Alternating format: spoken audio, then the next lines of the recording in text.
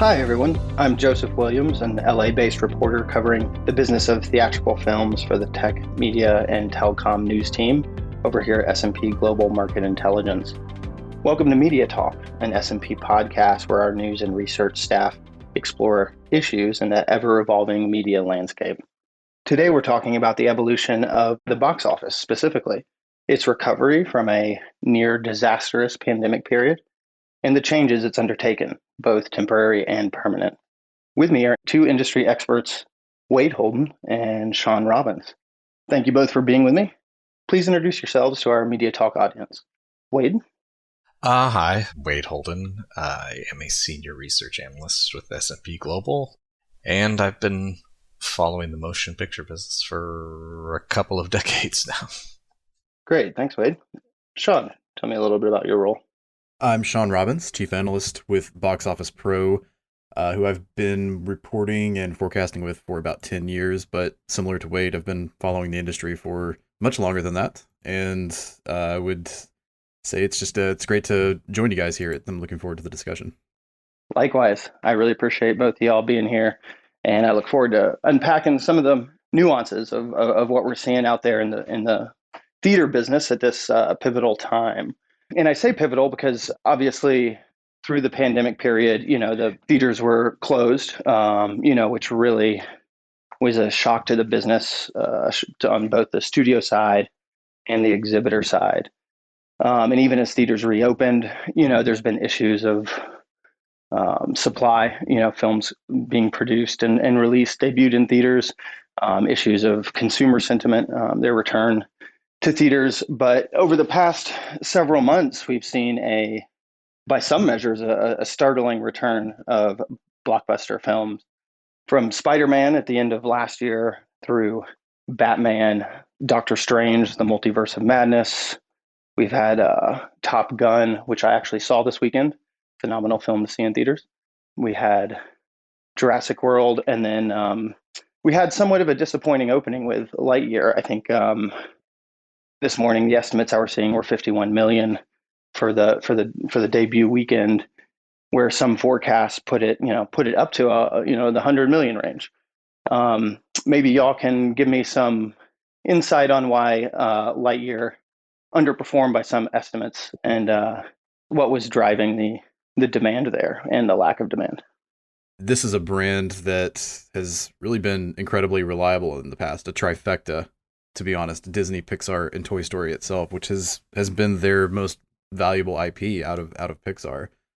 So the expectation there, I think, was abnormally high just because of what was in play in terms of names on papers.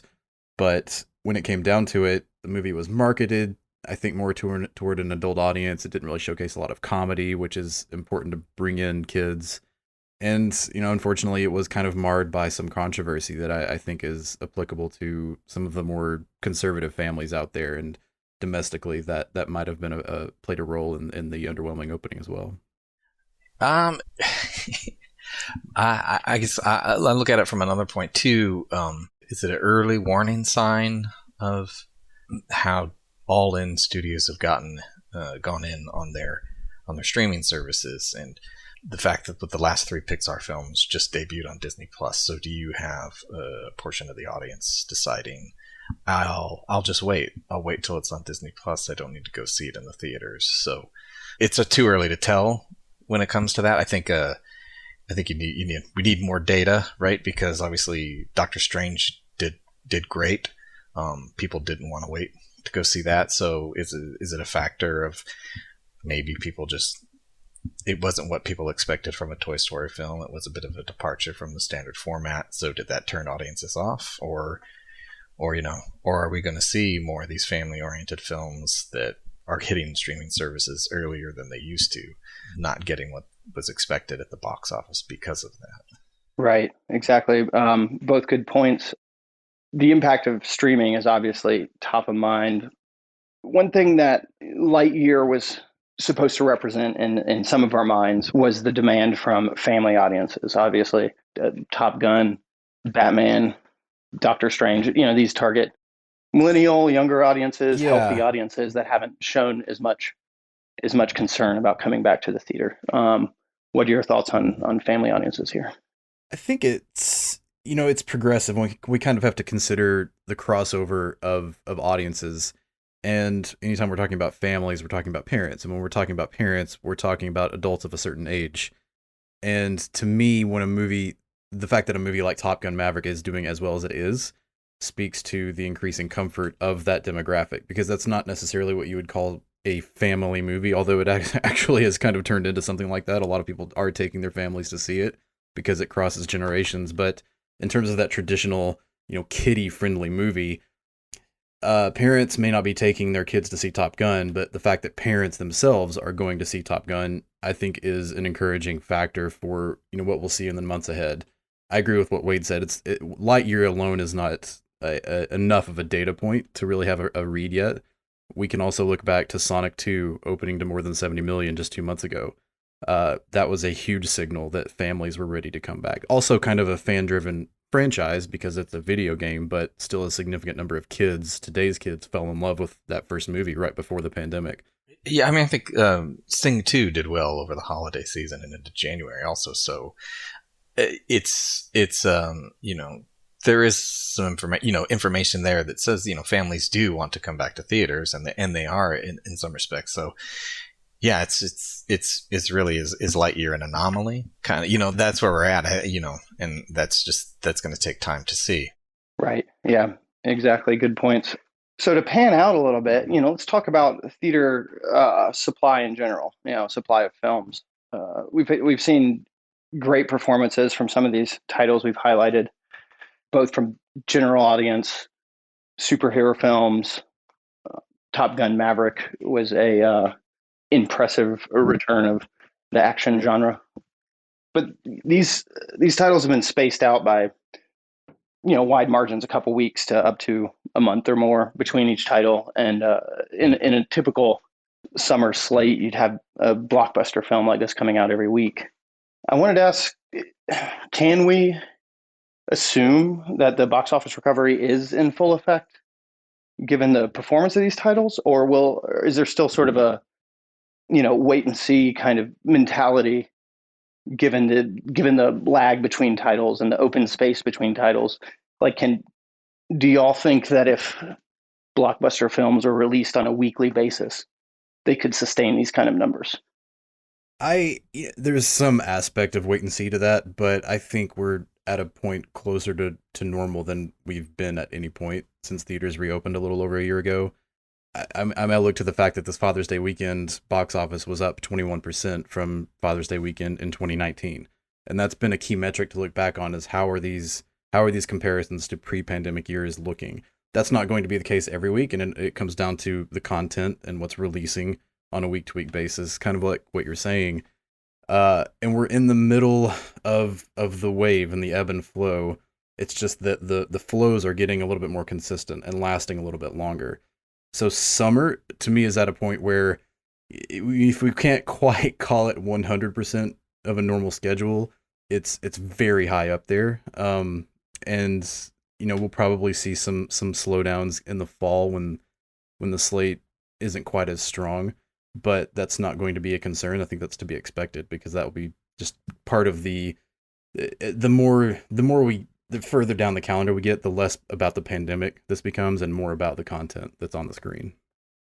I think as we've gone into June, really, I think summer, this year I feel like summer started Memorial Day weekend, and really instead of like the first weekend in May like it normally does. But and you're starting to see more of those major titles. And when you look at the calendar, and I think in the past too, you kind of get things start to slow a little bit come mid-August and through September, and then you kind of start to pick up toward the end of October. And that, if you look at the schedule, that kind of seems how it is. You're going to have Halloween ends and Black Adam in October. Then you have Black Panther coming in November. Followed by Avatar and Shazam in December, and several others. So in some ways, it sort of feels like towards the latter half of this year, we're kind of seeing maybe more of a typical release schedule. Right. That makes sense. I guess I also wanted to understand better what's driving the spacing between new films. There's some sense that, there were production delays, but at the same time, studios had a lot of time through the pandemic period to sort of build up a backlog of films. Why is there such a slow drip of films? Is there any pent up supply? Are studios still hesitant to release films on theaters? Are they waiting for more clear signs of recovery here, or has all the supply sort of is all the supply being released at a reasonable pace, and much of it went to streaming, and that's why there's still gaps in the theatrical debut schedule? Maybe if we could dig a little deeper into that supply issue, I'd love to hear your thoughts.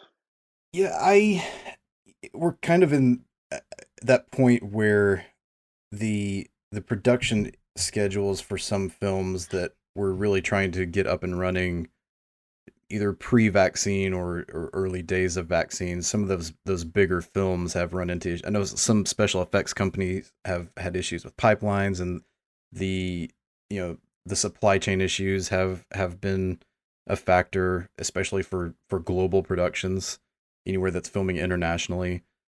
But at the same time, I also look at the fact that these studios have gone back to traditional theatrical windows, more or less shortened, but this is kind of the new normal, a 45-day window. And we even see the likes of Netflix, more and more rumors abound that they will eventually adopt a theatrical window, especially for some of their most expensive films. I think that's all tied together. And even though a lot of films did move to streaming over the last couple of years, we're seeing that a lot less now. It's becoming more about studios figuring out where the content goes to begin with. So we're still seeing a lot of streaming announcements, but the theatrical announcements are, picking up, I would say, with consistency. And honestly, once we look at the calendar, even though August and September might be a little slow, as Wade kind of alluded to, things look pretty normal once you get into October, and I think especially in 2023, the theatrical calendar looks way more consistent than it did even this year so far. Right. Yeah, and I think too there was some hesitancy right at the beginning of the year. I think a lot of people waiting to look at see what Batman does, right? Because Spider-Man obviously did gangbusters, but let's not put them back to back to back, because who knows what's going to happen, and kind of right. Everyone's kind of waiting for one studio to take the risk. Hey, is this one going to hit big? So okay, then maybe we will keep that window. And we started to see it, right? Batman kind of got the ball rolling, and then but it had a nice run before Doctor Strange came out, and Doctor Strange had a decent run before Top Gun hit, and then Top Gun hit, and it was like boom, one after the other. I think we're starting to see sort of like, okay, I think our schedules can kind of be set. People are coming back, and I think you also have to look at it too. I mean, these are gigantic films with gigantic budgets, and it's not just how things are going here in the US. They have to look at the other countries and make sure like lockdowns aren't going on, and they're going to risk out on losing hundreds of millions of dollars in box office from other countries. So this is really, this is a global business now with the amount of worldwide box office that comes in. So you can't just gauge your release pattern just on how the US market is going. Yeah, totally agree. Great. Filling in the gaps between some of these big budget films we've been talking about, there has been some small and middle budget films that are being released, films that might be more sensitive to some of the new dynamics in both consumer demand for theaters and in sort of studio and theater priorities, financial priorities. You have Everything Everywhere All at Once, Downton Abbey, these kind of middle budget films. How have those been performing compared to your expectations, and what does that performance imply about how the box office recovery is filling out here? Those are still work in progress. I would say we haven't had quite a consistent flow of those releases quite yet to really get a better idea of what the long-term impact is going to be. I think it's safe to say that there will be some expectation for those movies, especially ones with shorter windows of the 3-week or less kind, that we might see some impact, especially among the older audiences who already typically age out of going to the movies at a certain point, and the pandemic expedited that to a certain extent. Downton Abbey is kind of an interesting case. I think we kind of had that declining from the first film's returns, even without the pandemic being in consideration, but not quite, maybe not quite as much as it did. But that's obviously catering to essentially the 45 to 50 plus audience and women, which has been the hardest demographic to bring back. And they have just kind of started coming back with Top Gun and hopefully with Elvis. But then I look at something like A24's Everything Everywhere All at Once, a classic case of an indie movie breaking out with a very diverse audience. And that's the sort of movie that the market will need more of going forward, to really get a better feel of what these non-tent poles, these non-franchises can do for those weeks where there isn't a major Jurassic Park movie opening or what have you. Because there will be those weeks. There have been those weeks in the past, and they'll be here again. Hollywood can't put out a big Marvel movie every single weekend. They'll try to in the long run probably, but we're not there yet. So yeah, I think in the long run these mid-range movies will find their footing and studios will be able to plan for them. But we're still at that point where the focus is on slightly bigger content to drive the market. And you also had The Lost City did well. Yeah, coming out. That was great. Yeah, coming out in late March.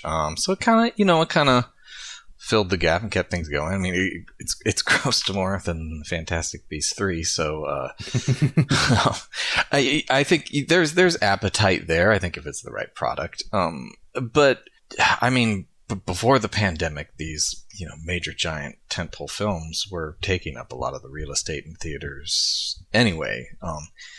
They're coming out and they're taking multiple screens in a single theater at a time. Sometimes those smaller budget films or mid-range budget films had to fight for the real estate, and sometimes they just didn't get it. But I think we'll see some of those come back. I think Dog did okay. Jackass Forever brought in a decent amount of people. So yeah, I think over time there'll be more of an audience for those films. Gotcha. Yeah.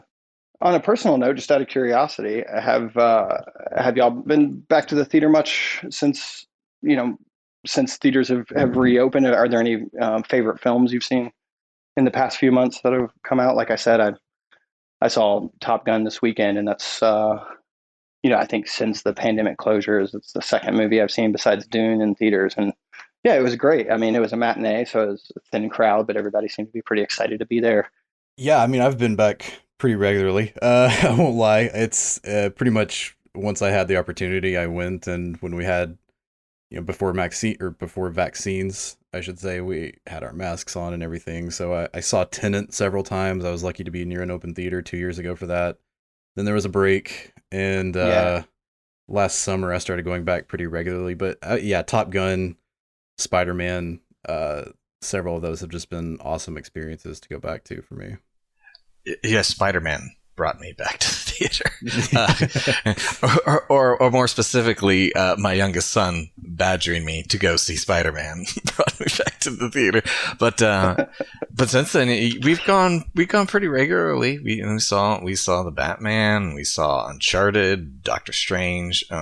I've yet to see Top Gun, but I'm already making plans with my dad to see Elvis when we get up there on vacation next week. So, yeah, I'm all in. I'm going as regular as I can. It's a great experience. Yeah. Like once you don't have it for a while, you kind of realize how much you miss it. Right. Yeah, I think that was my experience this weekend. It was just, it was such an event to go back to the theater with that distance of a couple of years. And yeah, I don't know. It's an exciting experience. It was really cool to be able to soak into that, kind of for the first time relative to recent history. And yeah, I'm jealous of seeing Tenet on the theaters. I saw that, streaming on my not very impressive TV here at home. I could definitely imagine the experience in theaters was much better. Yeah, I'm in Texas, and it's things are a little more lax here. So I mean, it honestly it feels like summer box office season used to be here. Just going to the movies, and theaters are pretty darn full. So that's the same here. I'm in Tennessee, and it's very, very similar mindsets. Yeah, absolutely. Yeah, one thing that's made it hard to see films on my end is I live, in a smaller town outside Los Angeles, or at least I have been since the pandemic, and our local mom and pop theater closed down out here, so I have to drive about an hour to go see a film. So that's that is one dynamic from the pandemic that's been where I can kind of palpably feel the change, and kind of speaks to how the evolution of the business is going to play out. You're spending more on gas than movie tickets. Yeah, no, you're not kidding. Actually, I went to a Regal theater, and it was matinee prices, and then they sort of automatically gave me one of their customer loyalty cards, and the ticket prices for me and my partner, and concessions, all that was surprisingly affordable. But to your point, Wade, driving my Forerunner all the way down to the theater was probably the most expensive part of the experience.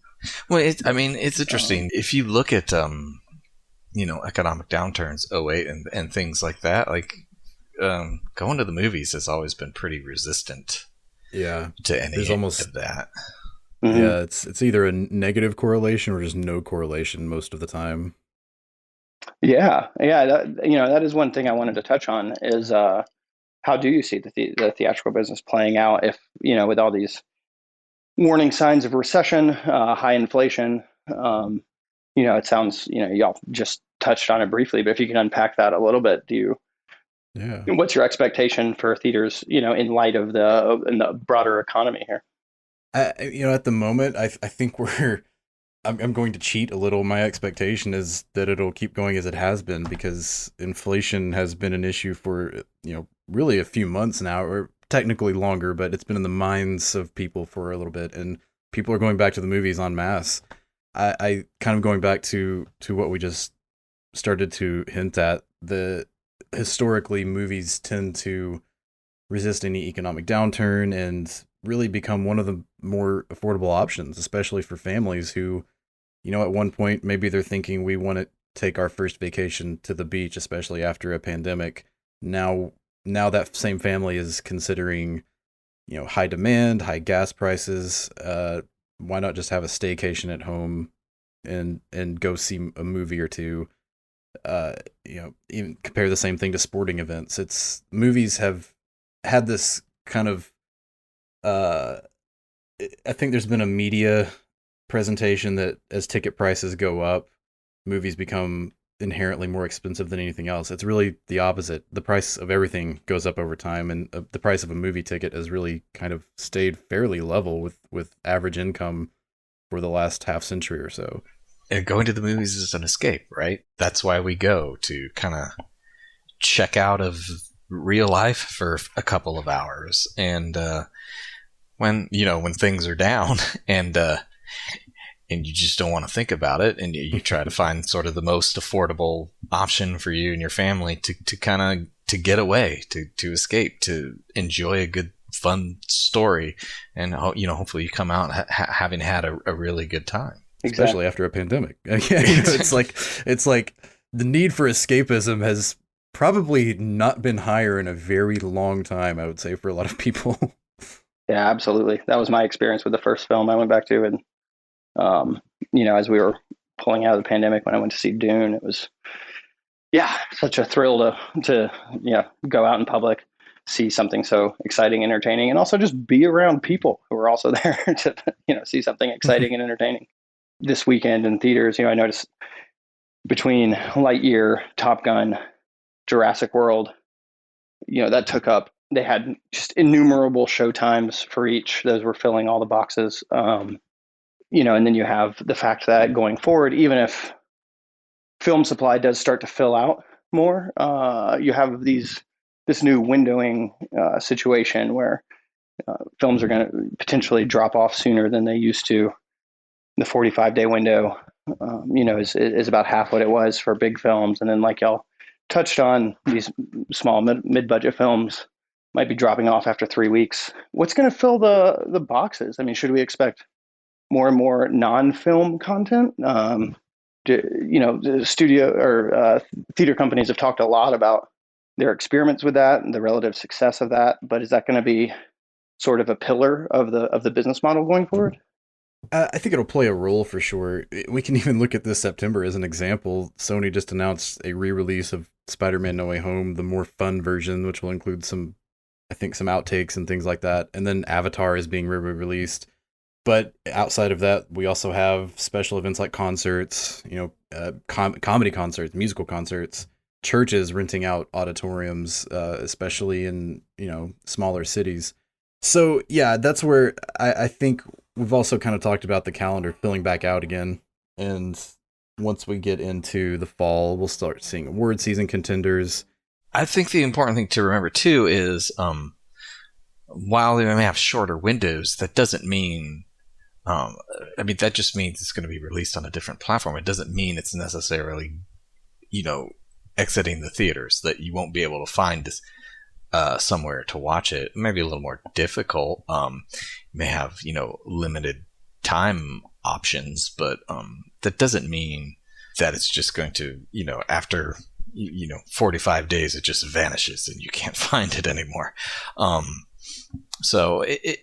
I think the other thing too, I did, was doing some research into box office and the windowing, and after 3 weeks of release, typically, a film is going to has grossed 76% of what it's going to gross, and it's just in sort of after 45 days, it becomes a much smaller percentage of box office you're taking in. But on the grand scheme of things, pre-pandemic, post 45 days is, 500-600 million in total box office. It's not an insignificant amount of money. And I guess the concern there maybe for exhibitors was if they're losing out on a portion of that, they're losing out on admissions, they're losing out on concessions from those admissions. So how do they get compensated for that by agreeing to a shorter exclusivity window? And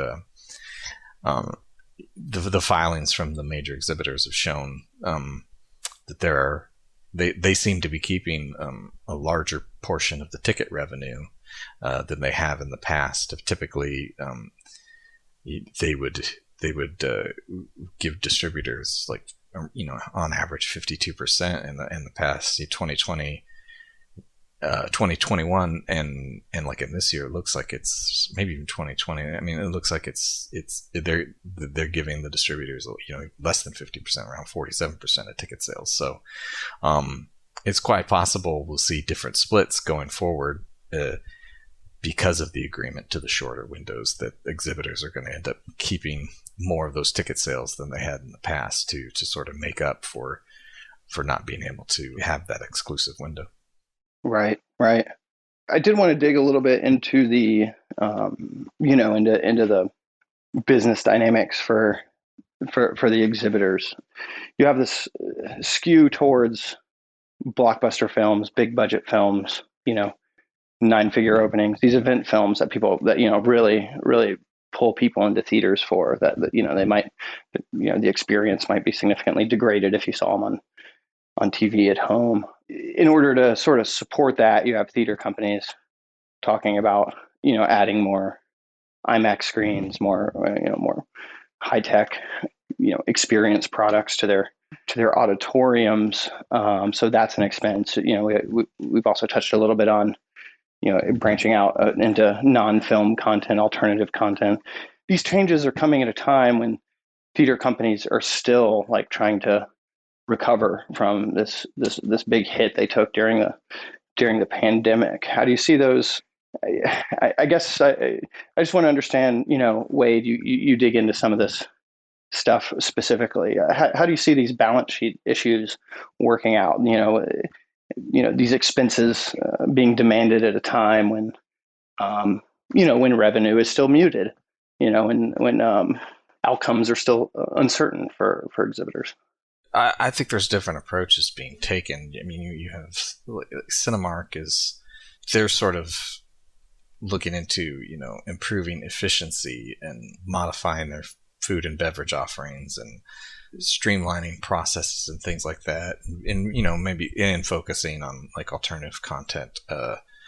And then you have someone like AMC who really seems to be wanting to diversify and just focus on things that typical exhibitor wouldn't do. I mean, they've invested in a mining company.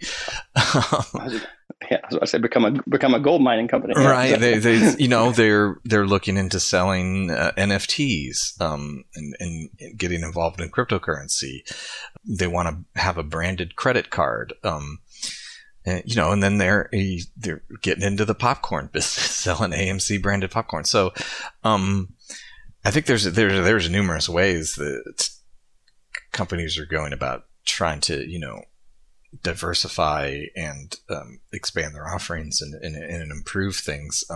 I don't think there's one simple answer to it. Let's see. Okay, so lastly, kind of a broad outlook question for y'all. Do you see the theatrical film experience, the business, the model? Do you see that changing much once this post-pandemic recovery, stabilizes and matures? What are some of the changes you see from the pandemic period becoming permanent? Becoming fixtures in the post-pandemic industry, and what are some of the things that you don't expect to change? Say in 3 years from now, how does the business look compared to what it looked like in 2019? Well, I think the first thing that comes to mind for me in terms of changes that will stick are the windows. It's been evident for a long time now that the 90-day window is dead. It's not coming back.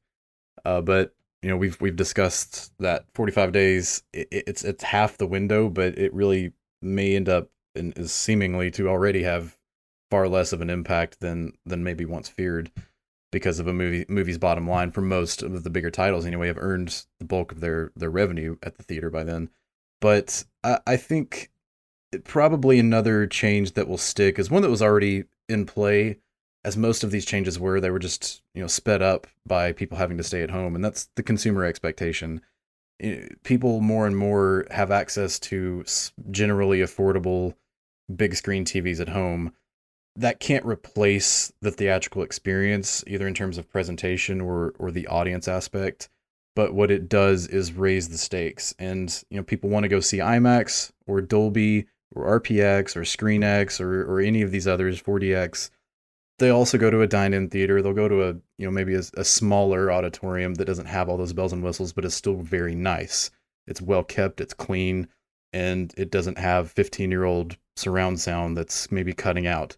And that's something exhibitors have to look at. Those are going to be the screens that movies are playing on after 5 to 6 weeks, unless they're, like Top Gun and just still making bank. So that's something I think that really is tied into that conversation of the premium screen experience becoming more and more in demand, and exhibitors wanting to expand that as much as possible, as quickly as possible. Right. Yeah, I think it's the new window is definitely sticking. I don't think there'll be much more experimentation. I think that was done in 2020 and 2021, and I think the studios realized that especially for big event films, it needs to be in a theater. It needs to have that exclusive run. It needs to draw excitement, draw buzz, because it's forever how well a film is done in the box office is going to be a sort of a measure of how well it's going to perform down the line in other channels. I think there will be some contention with you have to deal with savvy consumers who subscribe to these digital services and start to realize, oh yeah, these movies are coming onto the service that I'm paying for, much faster than they used to. So they're going to really start to decide, is this a movie I pay for or a movie I wait for? And piggybacking onto what Shawn was saying, so it's up to exhibitors to really look at providing a premium experience. So not only will it be just the title drawing people in, but it's how great is it to go there and experience it in that environment. Well, very cool. I really appreciate y'all taking the time. Great insight, great commentary. And I look forward to talking to y'all some more, both for some of our coverage here at S&P, and then also, maybe we'll jump on another podcast once we get some more data points and see where things are going. But thanks a lot, Shawn and Wade. You're welcome. Yep, thanks for having me. My pleasure.